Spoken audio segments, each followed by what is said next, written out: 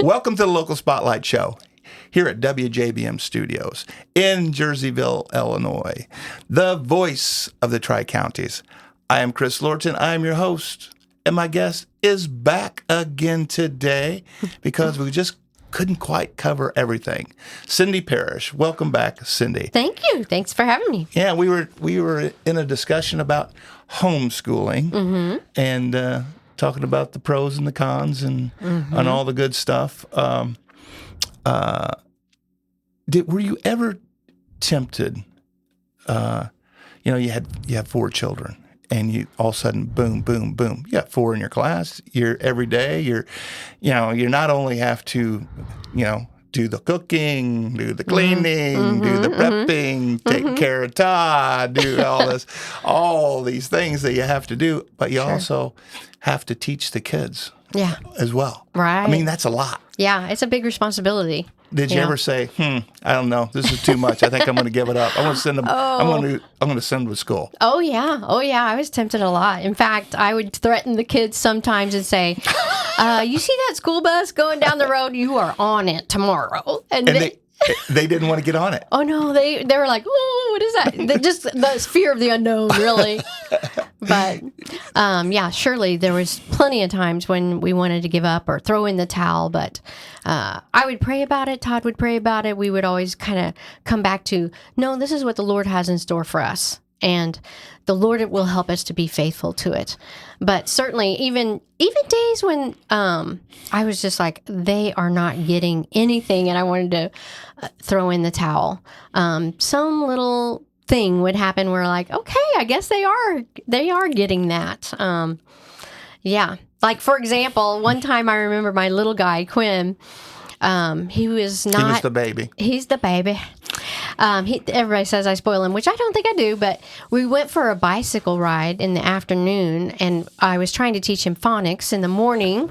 And phonics is when you're trying to teach your child how the letter, you might draw a B on the board, but they don't necessarily know what a B sounds like. Of course. So in phonics, you're trying to connect in their brain what a B looks like and the sound the B makes. Yes. And I was struggling to get him to get this concept. But, you call it a day, you go outside, especially boys, you got to go outside. So we went outside, we were on a bicycle ride, all of us, and it was behind me on his little bicycle, and I'm in front of him, and he goes, Mama, and I'm like, what, son? And he's like, you're on a bicycle. And I said, yeah, and he goes, and Mama, your bottom looks so big on that bicycle. And I was like, okay, he's got it. So we laugh about that a lot, but actually it's fun because a light bulb goes off and you get to see that and you see, oh wow, there is a reward in this, and you think, wow, the Lord helped me to teach them this. Yeah. Now you did it the hard way, because today there's a lot out there on homeschooling, and there's a lot more available. But back then, there wasn't much. Right. I mean, there wasn't, you had to really search hard to go get a good curriculum that you thought was going to be solid. And there wasn't really as much support. There wasn't as many people doing it. And there weren't any co-ops. But now Jerseyville does have a co-op that meets at Delhi Baptist Church, and it's growing by leaps and bounds. I think they have more than 100 kids. No kidding. Yeah, 100 right here kids in Jersey County. So what does a co-op do? For those listeners who are thinking co-op, well, what happens at the co-op? So a co-op, they are kind of geared differently. I talked about it last time a little bit when we went to a co-op that mostly was geared towards sciences, higher level science and math. But the one at Delhi I know does enrichment classes, like not your core classes. You're required to teach certain classes in Illinois. The core classes are at home. You're doing that at home. At home. Yes, but the enrichment classes, math. But this particular co-op does enrichment classes of art and music and chivalry and history about a particular time frame in history. Chivalry? Yeah, like maybe studying. I've never had a class in chivalry. Well, you might need one. I mean, except for my dad. Oh, okay. He taught us about, and my mother. But other than that, I don't know if I've ever heard it mentioned in school. Sure. Well, it might just be a section on medieval times, and they teach about knights and ladies, and the students would get to go and dress up and then have a play later on. And you would have homeschool families that come together on a particular day, and they get instruction. Usually the parents volunteer to instruct. Mm-hmm. And then the kids get this enrichment. They get to interact with other kids. Yes. Which a lot of people bring that up. What about socialization is a big question about homeschooling.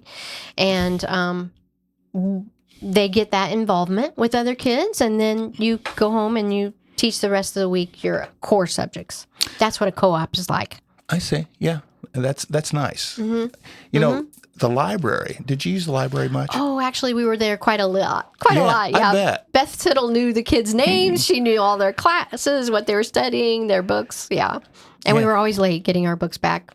They were gracious. They were gracious with us. I'm going to mention this, and I've heard this a time or two from peers of kids, and even just peers from all ages when they talk about homeschooling. And I didn't know anybody that was homeschooled growing up. Mm-hmm, you know, even in college, sure. I never knew anybody was homeschooled. Yeah, it wasn't a thing, really. Yeah. But sometimes people say, "Oh, yeah, they were homeschooled." You know, homeschool kids, they would say, you know, homeschoolers, they're just a little different. You know, they're just a little weird. Mm-hmm. What's up with that? Mm-hmm. You know? Yeah. So what's your take on that? I would say we got that a lot too. In fact, Todd's mother and his two aunts were public school teachers. And so they kept saying, well, when are you going to put the kids in school? You know, they would encourage us to return to the public school method. But really, that's something also that you need to teach children is how to interact with other people in a healthy way and in a confident way. And so if you're not teaching them that kind of can give kids the moniker of they're just kind of weird. Homeschool kids are kind of weird. But they kind of need to be around some other kids to learn that, don't they? Well, not really. No. Okay. I would disagree with that because if you want your children to be more like the 10-year-olds that are their peer group and you want them to behave like that. If that's what you want. If that's what you want, then you would want them around a bunch of 10-year-olds, their peers, for as much as you could. But if you want them to become responsible adults and you want to have them be successful community members, then you want them to interact with people who emulate that and model that. So socialization with your peer group is going to get you peer behavior. Mm-hmm. Now, your kids, when they were homeschooled, did they spend a lot of time with adults? They did. Yeah. They did with us, and then, of course, with Todd's family, my family, and then we would interact just being in the community, you know, and we tried to train them to just be able to interact, to look. It's very unusual for even now a young person to be able to look an adult in the eye and just shake their hand. I know. You have to train that. It doesn't necessarily come easily. When we would take our kids out to eat when they were little, you know, and they were going to place an order, you know, and I'd say, okay, well, here's what would usually happen. All right, we have all 4 kids, you know, and I go, okay, you're ordering off the children's menu, just so you know. Pick anything you want off the children's menu. Yeah. And they go, so it'd go around, you know, Jenna would order something off the children, then Katie, then Michael, and they'd get around to George. And George would say, I'll do a full rack of ribs. I mean, he did this all the time. And then Brenda would go, George, and then of course I'd go, let him have it, knowing he wouldn't finish, and I'd finish. Yeah, you kue where it was going on your dad's plate, so I could order lighter and help him with the ribs, you know. But you're so gracious. But I would say to them, you know, they'd have their, you know, because they were young, you know, kids are young, you know, and they have their head on. I'd like the cheeseburger. I said, hey, lift your head up, look the server in the eyes, and tell them what you want. Okay. Yeah. Or what you want to do. Yeah, it has to be trained and taught. Yeah. because they're bashful. They're little. Sure, You know, sure. I mean, they're intimidated. Right. Yeah. Adults can be intimidating. You know, another thing, I think, when kids, like you say, they go and they start acting like their peers. And there seems like when they come home, there's some competitiveness between the children, you know, between the children living at home. Sure. You know, like, well, I hang out with these guys, you know, I hang out with these girls. You know, they have their own little groups, Sure. you know, and there's a tier thing with the groups, you know, like where you fit in. Sure. And I didn't really like that very much, you know. Yeah, I think that public school or just school in general kind of breeds that a little bit because they're trying to induce competition to encourage. Pecking order gets established. Well, that's going to happen anywhere. Yeah. But they want to induce competition to try to motivate the child to do better or do more, or they think that will do that. But also, the child becomes more interested in pleasing their peers. Yes. They're not as interested in pleasing their parents. Boy, that's the truth. And so when that starts to happen, it has consequences in the home. They don't just do that at school. Yeah. It'll have consequences in the home. Billy doesn't have to do this. You know, Sally doesn't have to do this. Yeah. You know, like, how come I can't have a cell phone? They have so. How come I can't do this? You know. Yeah. It could go on and on. Yeah. And also with kids, the maturity factor. I could just see homeschooling, you know, although we never did homeschooling, but we always were trying to teach, you know. I mean, I was a teacher, so I was always trying to teach. Well, that's your role as a parent. We're required to teach your children these things. Yeah. But there's kids at the same age can have different maturity levels that you have to teach differently. You know, they're just different. That's true. That is one of the beauties of homeschooling. Yeah. You can cater the subject matter to your child's development level and also to their interests. You don't have to just say, okay, everybody's learning this today. You can cater it to this child. I've taught them how to multiply, and they can multiply up to the times table of 12. They've mastered this subject, even though there's 4 more chapters that discuss this. He's mastered it. You can change it to their developmental level or their skill level. And you don't have to stick with a standard that's happening because you're not trying to make 21 kids get to that level before you go on to the next chapter. So you can more individualize their learning on their interests and their abilities. Yes. And then your child can really soar because they're basically getting a private tutor for all of their subjects. Hey, if you're just joining us, I have Cindy Parish with me, and we're talking about raising kids and homeschooling. And I think, you know, even if you send your kids to school, we're always homeschooling. When they're at home, we're schooling them. That's right. You know? That's true. I mean, that's true. Whether they're working around the house or if you're in business. Now, you got your kids into mowing lawns. How'd that come about? Well, I mean, it was a business. It was a regular business. It was. Well, first of all, we wanted him to mow our yard. Yeah. And then we had the law office, so we had another yard. And Todd's law partner, Bill Strang, had a couple yards that he needed mowed. And so it just kind of started that way, in that we needed them to learn the skill of mowing our own yard and businesses. We also have the harvest in.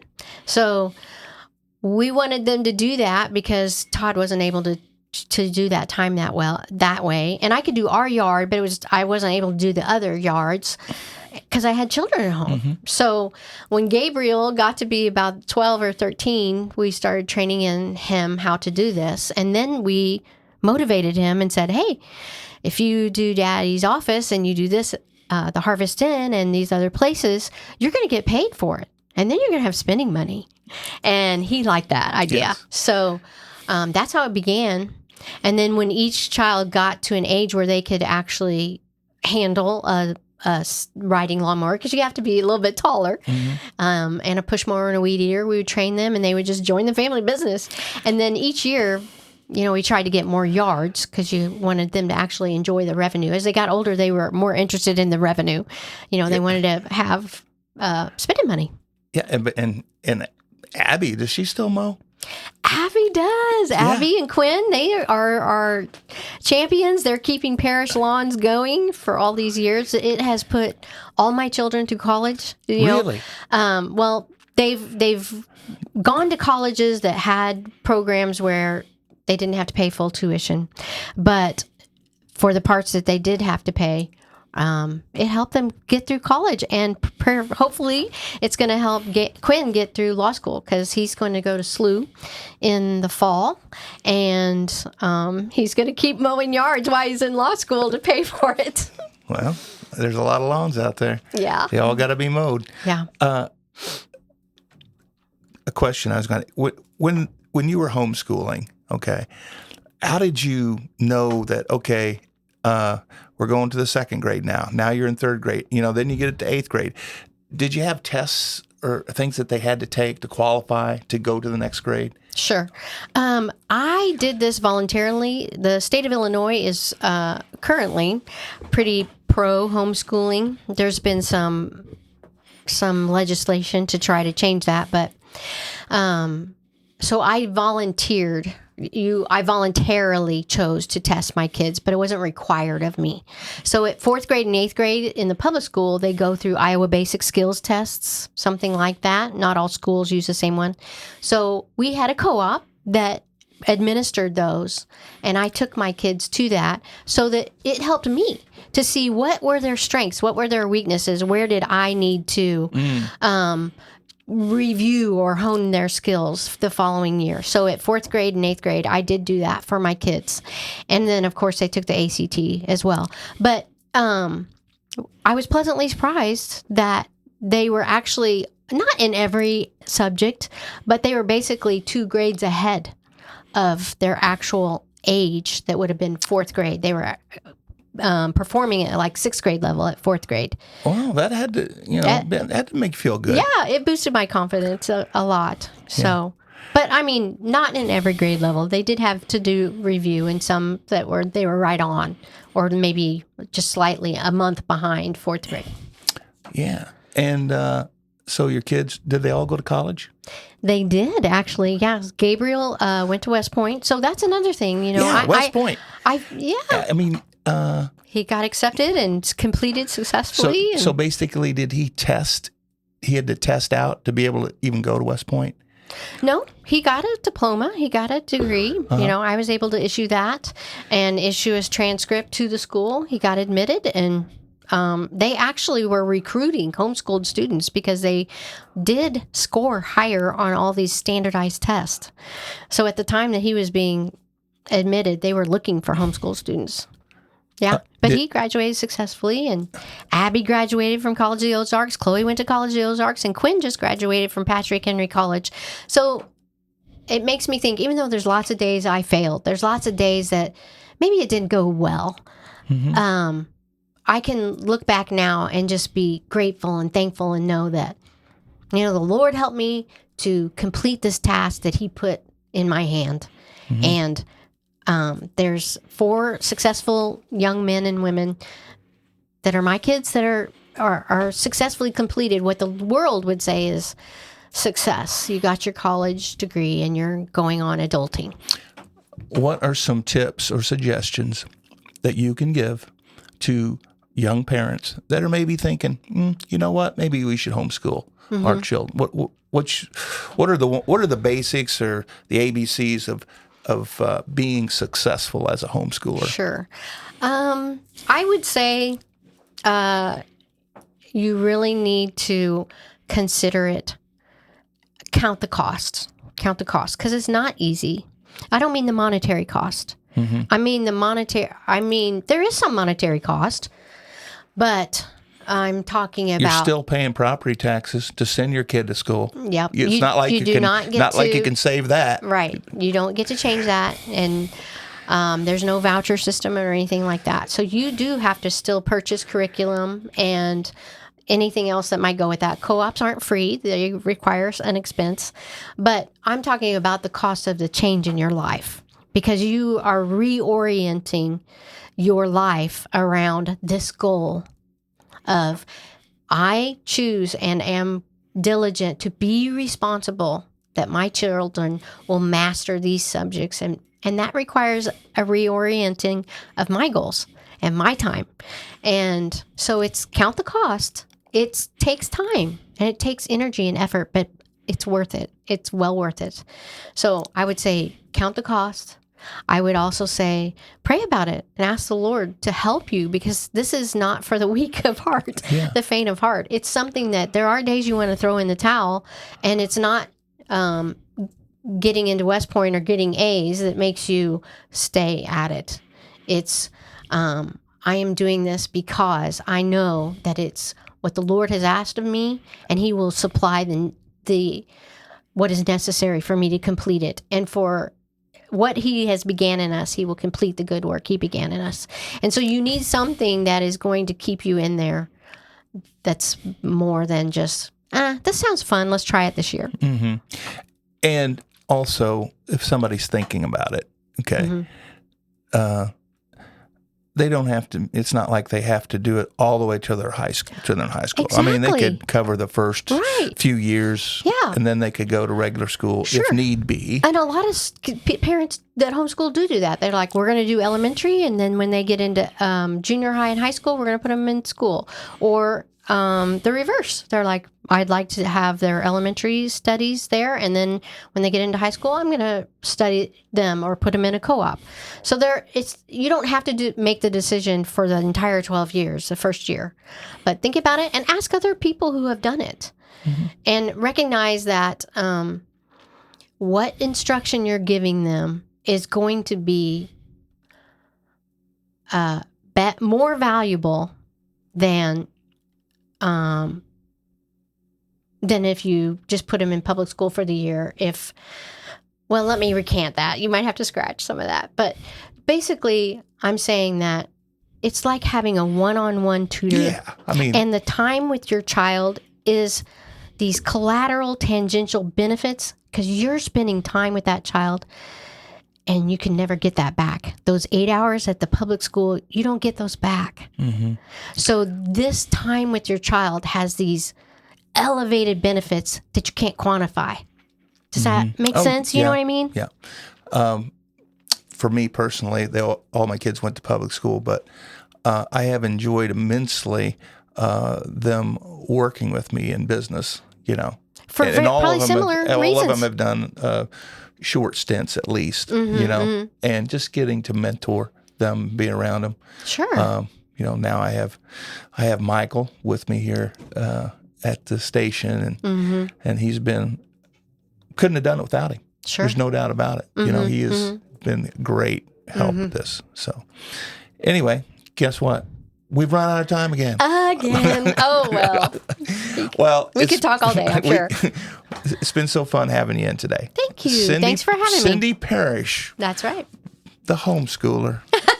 Among many things, many hats. Yes, thanks so much for coming in. Have a great day. Thanks for having me.